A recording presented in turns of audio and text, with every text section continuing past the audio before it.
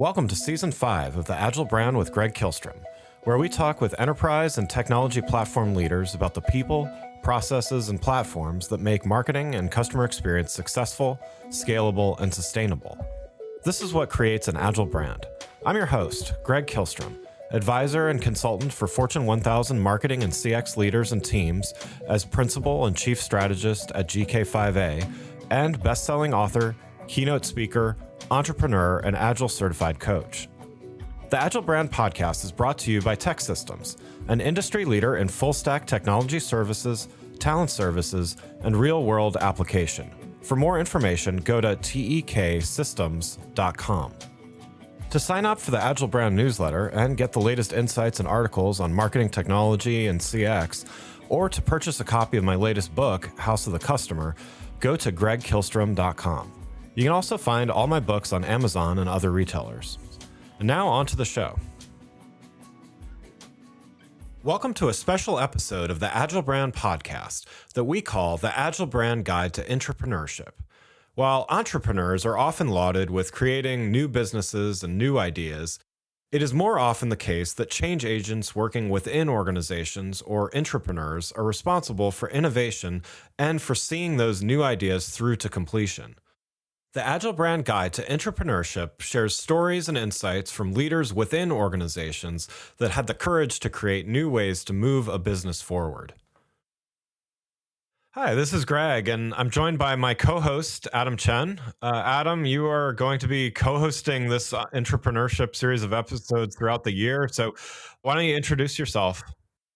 Thanks, Greg. It's wonderful to finally having this happen. We've been talking about entrepreneurship, I think, on and off for a number of years now. Yeah. So I'm really excited that you've welcomed me on to be a co-host here for 2023. I am currently president of a SaaS property technology company called Amenity. But throughout my career, I've really fancied myself an innovator, but I've always worked really on client side. You know, as a marketer, first and foremost, and a communicator, many of my peers kind of went the agency route. And I think my experience really working client side has given me a unique insight into the innovation that happens kind of behind the scenes. And I'm really excited to kind of dig into, you know, what it takes and hopefully through my experiences, others can gain some value. Yeah.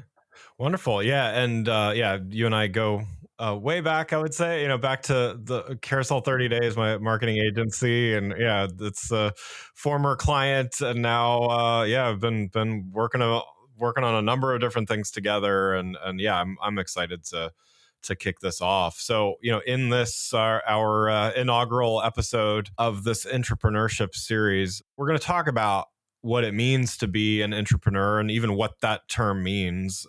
And we'll get to that sooner than later.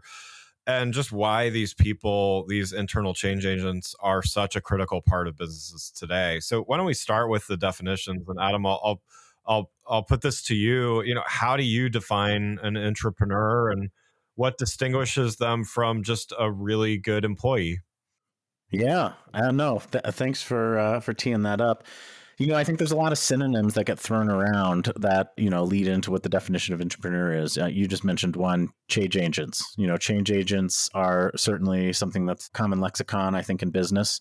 In my intro, I even mentioned innovation. And I think at the core of what an entrepreneur is really who's the innovator? Who's that person that's going to think how to do things differently, right? And that's how businesses move forward. I think entrepreneurship gets all the headlines, especially I think for maybe some of those earlier in their career out there, especially with the pandemic that we've just been through, a lot of people broke out on their own, and started their own thing. And there's certainly appealing, attributes doing so. You're kind of in charge of your own day. You can really drive the ship. You don't have anyone to answer to. But at the core of what an entrepreneur does is really innovating. You're trying to bring something that's maybe a great concept in one vertical and bringing it to another vertical, right? And really transform the world, potentially. So I guess on an intrapreneur, it's, how do you take that same concept but do it within an organization? And it's inherently different because there's a lot more guardrails. And maybe that's a good thing. That could be a detriment too. I think with entrepreneurship, certainly the world's your oyster, The flip side of that is you can easily get distracted. How do you keep your eye on the prize? And especially when you're trying to grow something, and it's really what I'm trying to do now as, within the SaaS startup that we're running. It's challenging to do that on your own. You have to fight for the resources to get some of that stuff. So your focus is a little bit, maybe not so much on the innovation, but more, how am I going to make this a viable business model? How am I going to keep it going? How am I going to afford to hire the people I need that'll help me on this journey? Flip that to now you're within an organization, different challenges, but the end goal is the same. Now you have maybe some of those resources at your disposal, but the flip side is you have a lot more politics you have to play. You don't have that because you're, maybe a lone wolf or a small team, or you're in charge on the entrepreneur side. On the intrapreneur side, you have to play those politics and navigate the environment. Yes, the funding is there, but you have to make the case for that. And maybe how to get the buy-in is a little bit different. If an entrepreneur is talking to a VC firm to try to get funding, that might be a very different type of conversation, than the CFO or the CEO within an organization. And, how do you get that buy-in? So I think it's obviously intuitive to say an intrapreneur is very similar to an entrepreneur, right? And I think what will be very interesting as we continue this conversation and this whole podcast series is really to understand the nuance, between the two, because I think there are certainly different skills needed to be successful. There are certainly transferable skills between the two, but there's definitely some uniqueness there. Yeah, I mean, I think, totally. I totally agree with what you're saying, but I think you brought up a few kind of categories of things, and we're not going to have time to talk about all of these, but I think it might even give us a framework for what we want to talk about in the months ahead, which is there are certain, and I've seen entrepreneurs become successful intrapreneurs, and vice versa as well, as I'm sure you have as well. But it comes down to a few things. So risk looks very different, intra versus entre. Innovation even looks different. Sometimes there's an entrepreneur, it might be big I innovation versus small I innovation. In a Fortune 50 company, innovation looks very different versus a startup that there's no constraints. And I think constraints is a big one too. Is that constraints can be a good thing and a bad thing. I mean, I actually like having some kind of, even though I've been an entrepreneur, I'm an independent consultant now, I do actually like constraints, and so I work well working in large organizations where I'm kind of vicariously dealing with bureaucracy and constraints and stuff. But some people, they don't want that. They're so limited by that, and their ideas are better for not having that. And then there's some people that just thrive within not even necessarily a challenging environment internally, because not every company is difficult to work in, but they have their established processes, procedures, platforms, all of that kind of stuff. And so an entrepreneur to me is someone who thrives in that and finds ways to be not even, big I innovative within those constraints, as well. Because I think, to answer my own question about what distinguishes from a really good employee, I think a really good employee can do small innovations without being a big change agent and that kind of entrepreneur that I think you and I have been talking about for a while here. I think a true intrapreneur is someone that really finds a way to massively expand something or do something just brand new with the resources and within the constraints of what's already going on. Yeah, for sure. And to piggyback, to your point, I guess it's not an entrepreneur isn't just like your Fortune 50 R&D head, right? Like Right. it's not somebody that's almost tasked with doing it. It's someone that organically identifies maybe there's some opportunity and maybe seizes the day and just kind of makes it their own challenge. Yeah. Maybe they're intrinsically driven to try to find some of that stuff, and identify where that is. I think what's nice about intrapreneurship versus entrepreneurship, because certainly I've been on both sides of that fence now, is just what you have to focus on. I don't get bogged down with certain things, as an entrepreneur, because certain things will be taken care of. Most organizations will have an accounting department, so maybe you don't have to figure out and define what those SOPs are for revenue collection, right? Right. And then you can really focus at the task at hand. And I think so maybe a little bit more narrowly focused, but I think potentially the impact could be much larger, even sometimes in entrepreneurship, right? Because the speed to market, you have the additional resources behind you that maybe you can accelerate some of the rollout of whatever that change was. And then there's existing communication channels. And you said bureaucracy, but bureaucracy can work in your favor too, because there are clearly defined lines and responsibilities within a lot of these organizations that just sometimes don't exist in a, startup or, small entrepreneur-led company. Yeah. So, we've both played leadership roles in organizations, and there are those employees that, again, really good employees, but they're going to be there for 2-3 years and then move on in their careers. And then there's those people that, there's something special about them, and you want to keep them, and they're destined for great things, whether they're in the organization that you're in or not. How do you think a leader should think about that? Are these people, are they threats to that leader? Is there an opportunity for leaders to grow entrepreneurs and help the company thrive? Like how should leaders think about that? I think it takes a certain type of leader.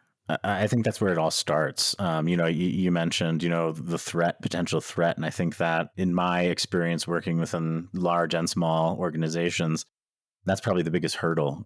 So many people are driven by ego, perhaps. And I don't necessarily say that with a positive or negative intent. Everyone has an ego to a certain extent, but it gets in the way. And I think it takes a certain self-awareness of that leader to be able to identify and help nurture people along that journey and not see them as a threat. So maybe it's a little bit of confidence too, I think, that goes in there.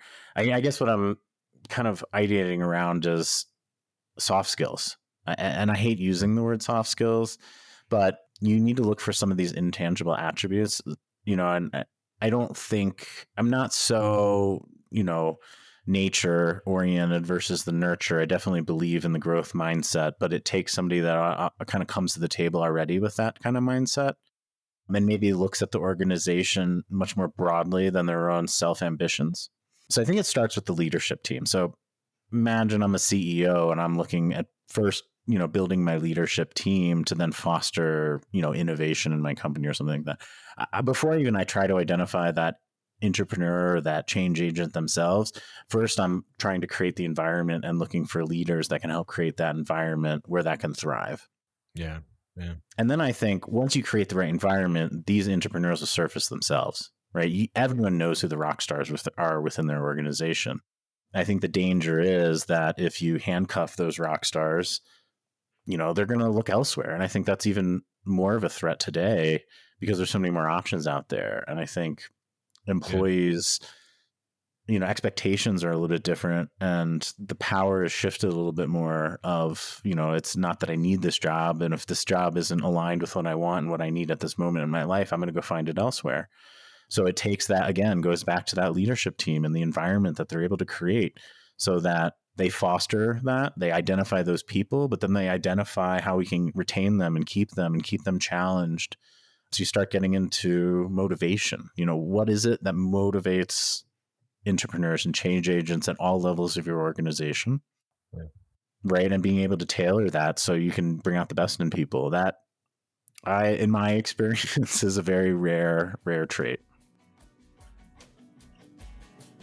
Before we continue, let's take a quick break. If you're like many marketing leaders today, you're inundated with a need to improve the customer experience across an increasing number of channels and touch points, all while ensuring your team is performing well, innovating, and continuously improving. So how do you find the time to determine what's next for you, your team, your brand, and your customers? My company, GK5A, can help. Whether it is advisory services, evaluation of marketing technology platforms and solutions, or digital agencies and implementation partners, or assistance with creating strategic roadmaps and prioritization of efforts, we've done it all and served as an ally to Fortune 1000 brands in industries like financial services, healthcare, consumer electronics, professional services, and more. You can learn more about these services and contact us at www.gk5a. That's www.gk5a.com. Now let's get back to the show. To me, what you're talking about kind of describes culture, right? Like there needs to be a culture there where there's room.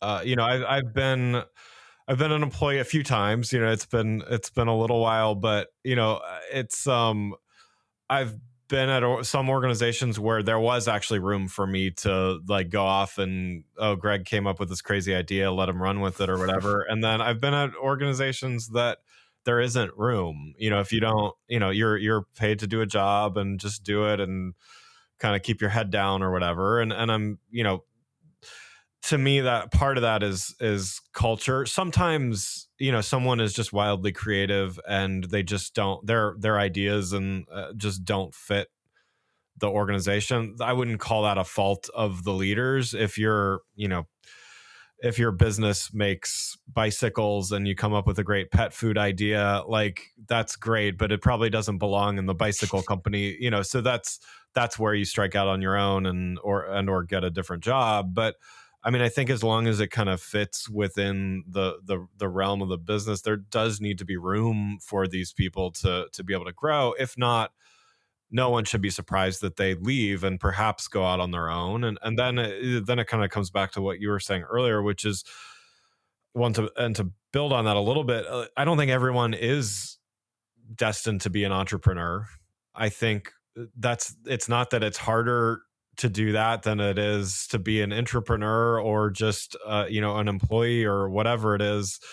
I just think that there are certain people that are really good at being entrepreneurs, and some of those people have started 10 companies and all sold all of them and been wildly successful, and then there's other people that are just better suited to that than being an employee. But I think a lot of those people that get disillusioned and think they're entrepreneurs they strike out on their own because they're disillusioned, and then they quickly find out, oh wow, I have to know about, I mean, it's like from my own experience, like starting my marketing agency back in the day, it's like, oh wow, I have to know how to read contracts, and I have to know I'm a web designer, I have to know accounting and HR and all this stuff. So I guess that leads me to, one of the other things that I know we wanted to talk about, which is, how do I know if I am an entrepreneur or not? Like what is the makings of that? Not even versus something else, but just, what do you think are some of the characteristics that identify an entrepreneur? Yeah, it's funny. Until we started talking about this, I would have never called myself an entrepreneur. But in reflection, after many of our conversations, I'm getting much more comfortable. I think defining myself as such. So I'll talk from my lens. I think it's funny. You mentioned the word risk earlier, and I think that's a defining difference, I think, between those entrepreneurs and those intrapreneurs.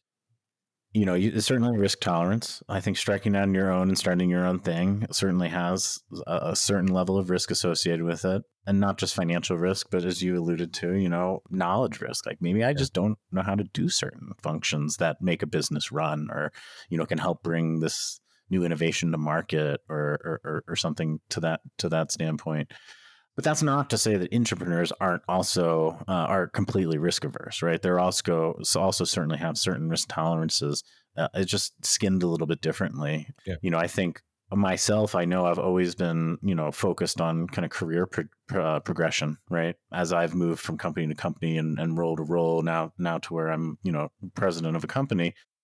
The risk for me was, do I put my neck out there and threaten this path I've created for myself? So it's maybe, an opportunity cost of like, if I get laid off or this doesn't work out, I can always find another job. There's certainly, that kind of like talk track there, but it's not like I'm personally staking, my home or my car. And, so, Yeah. And maybe that also creates a little bit more freedom to take some chances too, because, you're not going to be, you're in Maslow's hierarchy, you're still going to have a roof over your head. You still have all this other stuff where if I've mortgaged my future, for this thing, I've kind of thrown all my eggs into that one basket. Yeah. So I think that's one thing. But, I do think it's hard to identify because I've seen change agents with very different personas throughout my career. I've seen the quiet folks, that kind of operate through other people and maybe don't beat their chest, right? Yeah. But are just brilliant, and it almost takes somebody else to promote them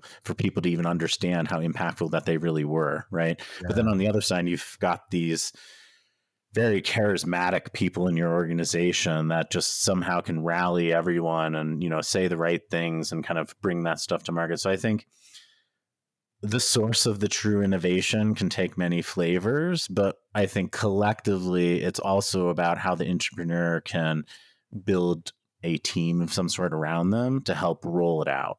Yeah. So it takes, whether you have it or not, it takes somebody with a little bit of charisma to operate within that bureaucracy and get this, whether it's the buy-in or the adoption that's necessary, right, to get traction. But it also takes, that person that can lock themselves away and get it all out on paper, or code it up, or prove that concept out, or whatever, that actually does the hard work. So I guess what I'm saying is an entrepreneur is almost, in my experience, never successful by themselves. It's not a one-man army. It's really how successful you can be as a team. So it's, what are those traits, to go back to your question? You need to know how to be a part of a team, and you also maybe need to know how to influence a team. Not necessarily be the leader of the team, but influence others. So that's the one skill, is how do you get more than you might be able to produce just on your own, and be aware enough to know where you need to pull in others' help. That also, just like the leadership example we talked about earlier, I think is a rare trait. So when you do find it, you got to keep those people in your organization.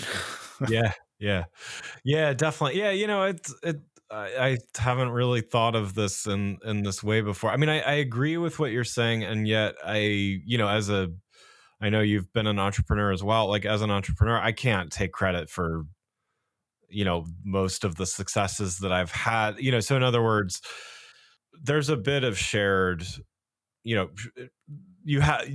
one ever really does anything. I mean, I'm sure it's happened before and stuff like that, but no one ever truly does something alone. But I do think that there's a nuance that you're describing, as far as, maybe it comes back to ego. Maybe it comes back to, well, I want to, put this flag in the ground or whatever, as, this is Greg's thing, and everybody else can rally around Greg's flag or whatever, versus being okay with being part of a larger organization that was there sometimes long before you and will be there long after you, making a big impact in that, and perhaps being, having a conference room or a whatever named after you, or whatever the case may be. But I think maybe it's about how you get satisfaction out of your work, or something.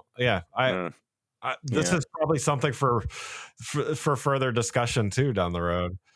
We could go in so many different ways, I'm sure, as we have in the past, I think. Right. But no, I guess if I had to sum it all up, it's a certain level of humbleness and selflessness, I think, is the most important thing, because to be, I think, a really successful entrepreneur, right, or the ones that really make the outsized impact, you have to be thinking about the organization probably before yourself. Yeah. And I think when I'm talking about, you mentioned culture, absolutely, but from, I guess, a personal attribute standpoint, are you creating a culture where people challenge you? Are you surrounding yourself with diverse thought? And do you intentionally try to facilitate debate? Yeah. I think some of those types of things are either the leader that's finding the entrepreneur or the entrepreneur themselves need to embody. There are certainly those organizations out there that, it is because there is a genius there and everyone kind of falls in line and like piggybacks off that. And I think the more that culture persists, the less people are willing to speak up, which means you're fostering maybe less diverse thought, which might down the road lead to less innovation for the company. And to build an organization that's so contingent on whether it's a small group or one person's thoughts, I think that's what, lays the sets the stage, I guess, for long-term success. And I think that's what we're ultimately talking about, is how do you build a more sustainable organization, or an organization that continuously fosters entrepreneurship or innovation and things of that sort. So being able to have that long-term vision and understand how you can make it sustainable versus just, I need to meet this one metric, or, you've got that one leader that's just looking in for themselves or their stock package or, their exit strategy. Yeah. I think all those things really contribute to that environment and that culture where entrepreneurship can thrive or not. Yeah. Yeah.